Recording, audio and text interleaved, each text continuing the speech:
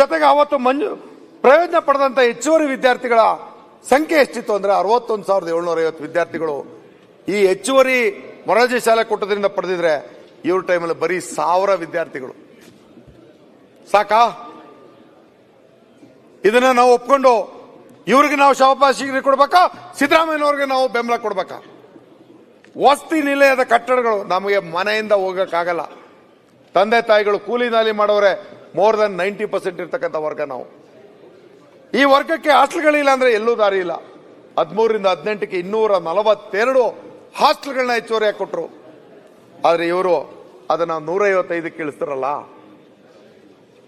ಇದನ್ನ ಒಪ್ಕೊಳ್ಳೋ ಮುಂದುವರೆದ ಅವಧಿ ನಾನು ಹೇಳ್ತಾ ಇರೋದು, ಇಂದಿನ ಅವಧಿನಲ್ಲ, ಸಿದ್ದರಾಮಯ್ಯನವರ ಅವಧಿ ನಂತರ ಬಂದದ್ದು. ತದನಂತರ ವಿದ್ಯಾರ್ಥಿ ನಿಲಯಗಳೇ ಭೋಜನ ವೆಚ್ಚ ಹೆಚ್ಚಳ. ಸ್ವಾಮಿ, ಪ್ರತಿ ವರ್ಷ ಪ್ರತಿಯೊಂದು ವಿದ್ಯಾರ್ಥಿಗೆ ಕನಿಷ್ಠ 100 ರೂಪಾಯಿನಂತೆ 750 ರೂಪಾಯಿನ ಆ 5 ವರ್ಷದಲ್ಲಿ ಹೆಚ್ಚಿಗೆ ಮಾಡೋದು. ಇವರು ಒಂದೇ ಒಂದು ಬಾರಿ 5 ವರ್ಷದಲ್ಲಿ 100 ರೂಪಾಯಿ ಹೆಚ್ಚಿಗೆ ಮಾಡಿದ್ರಲ್ಲ, ಹೇಗೆ ಈ ವರ್ಗದ ಜನ ಆ ವಿದ್ಯಾರ್ಥಿಗಳು ಆಹಾರನ ಒದಗಿಸಕ್ ಸಾಧ್ಯ? ಅವ್ರಿಗೆ ಪೌಷ್ಟಿಕಾಂಶ ಸಿಕ್ಕಕ್ ಸಾಧ್ಯ? ಬದ್ಧತೆ ಬಗ್ಗೆ ಮಾತಾಡೋದಾಯ್ತು ಅಂತಾರೆ.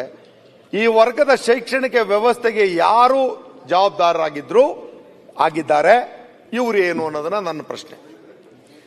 ಮೆಟ್ರಿಕ್ ಪೂರ್ವ ವಿದ್ಯಾರ್ಥಿ ವೇತನದ ದರದಲ್ಲಿ 750 ರೂಪಾಯಿ ಹೆಚ್ಚಾಗಿದೆ ಸಿದ್ದರಾಮಯ್ಯನವರ ಅವಧಿನಲ್ಲಿ. ಇವರು ಮಾಡಲೇ ಇಲ್ಲ. ಪರಿಷ್ಠ ಜಾತಿ ಬಗ್ಗೆ ಇವರು ಮಾತಾಡ್ತಾರೆ, ಪುಂಖಾನುಪುಂಖ ಮಾತಾಡ್ತಾರೆ.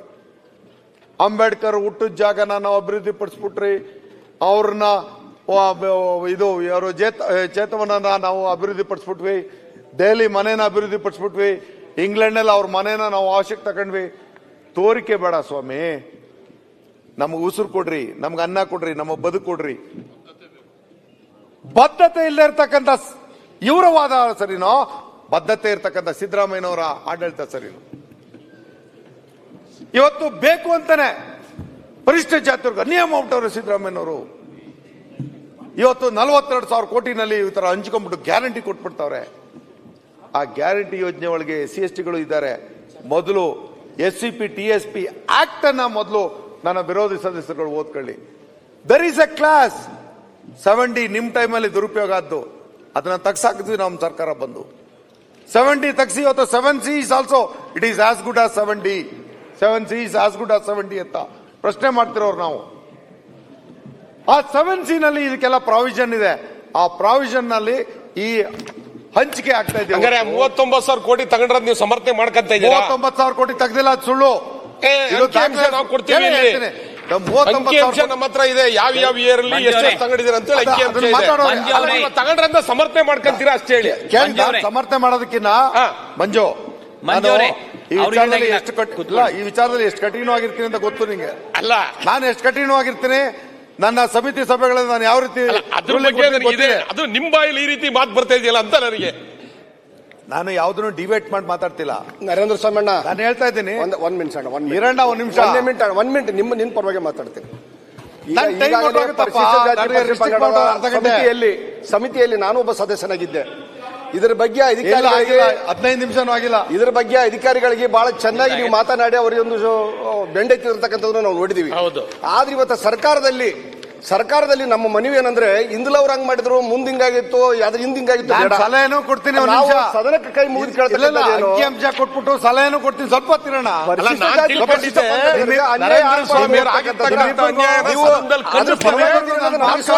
ಯಾವುದೇ ಪಾರ್ಟಿ ಆಗ್ಲಿ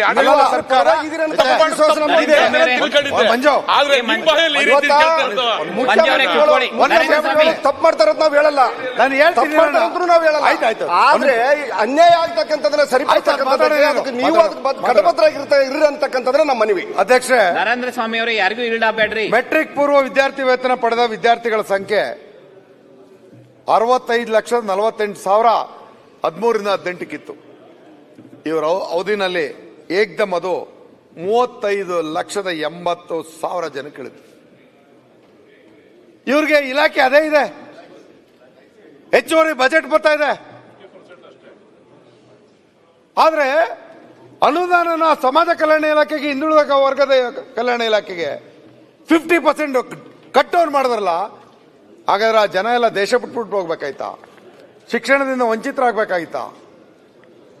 ಆ ಪಾಲನ್ನ ನಾನು ಕೇಳ್ತಾ ಇರೋದು, ಯಾಕೆ ಈ ಅನ್ಯಾಯ ಮಾಡಿದ್ರಿ ಅಂತ. ಈ ಪ್ರಶ್ನೆ ಮಾಡ್ತಾ ಇರ್ತಕ್ಕಂಥ ನಿಮಗೆ ಅವತ್ತು ಯಾಕೆ ಬದ್ಧತೆ ಇರಲಿಲ್ಲ? ನಿಮ್ಮ ಆಡಳಿತದಲ್ಲಿ ಯಾಕೆ ಬದ್ಧತೆ ಇರಲಿಲ್ಲ? ಸಿದ್ದರಾಮಯ್ಯನವ್ರನ್ನ ಪ್ರಶ್ನೆ ಮಾಡಬೇಕಾದ್ರೆ ಮೊದಲು ನೀವು ಮಾದರಿ ಆಗಿದ್ರ, ಕೇಂದ್ರದಲ್ಲಾಗ್ಲಿ ರಾಜ್ಯದಲ್ಲಾಗ್ಲಿ. ಇದರ ಜೊತೆಗೆ ಅಧ್ಯಕ್ಷರೇ, ಮೆಟ್ರಿಕ್ ನಂತರದ ವಿದ್ಯಾರ್ಥಿ ವೇತನ ಪಡೆದ ವಿದ್ಯಾರ್ಥಿಗಳ ಸಂಖ್ಯೆ 13ರಿಂದ 18ಕ್ಕೆ 21,54,000 ಇತ್ತು. ಏಕ್ದಮ್ 13,66,000 ಕೇಳಿತ್ತು. ಎಲ್ಲದಕ್ಕೂ ಕೋವಿಡ್ ಏನಾ? ಮೆಟ್ರಿಕ್ ನಂತರದ ಪ್ರೋತ್ಸಾಹಧನ ಪಡೆದ ವಿದ್ಯಾರ್ಥಿಗಳ ಸಂಖ್ಯೆ ಅದರಲ್ಲೂ ಕ್ಷೀಣ. ಗಂಗಾ ಕಲ್ಯಾಣ, ಇವತ್ತು ನಮ್ಮಣ್ಣ ಮಾತಾಡ್ತಾನೆ, ಈಗ ರಾಯಚೂರು ನಮ್ಮ ಲೀಡರು, ನೀನು ನಾನು ಒಂದೇ.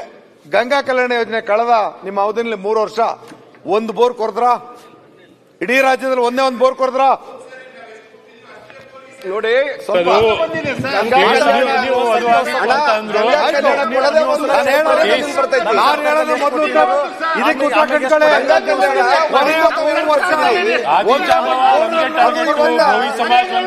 ಕೊನೆ 3 ವರ್ಷ ಯಾಕಂದ್ರೆ